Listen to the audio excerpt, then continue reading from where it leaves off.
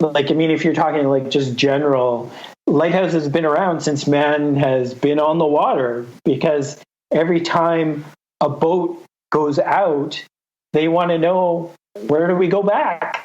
So they'll set a bonfire on the beach so that they know whereabouts on the beach that they need to go back. And that's your traditional lighthouse. And even in ancient Egypt, the Lighthouse of Alexandria, which is like 300 BC, used a fire at the top of a 100-meter structure that told people where the port of Alexandria was. So, wow, yeah, that's cool. They've been around for a while. Right. Okay. No, that makes sense that they would be around, but they've just been, the technology has improved. So what were kind of they've definitely evolved. Yeah. Yeah. So what were kind of the, maybe the ones in like the 1870s and stuff when they were first kind of being built in BC? What was kind of the look and the construction and materials of these things?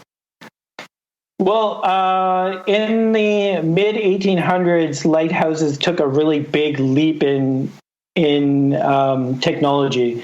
Fresnel was a French physicist who created the Fresnel lens, and the Fresnel lens is way more common than people realize. Fresnel lenses are used in cameras. They're used in like big screen TVs, like the projection TVs. Hey, thanks for watching this video.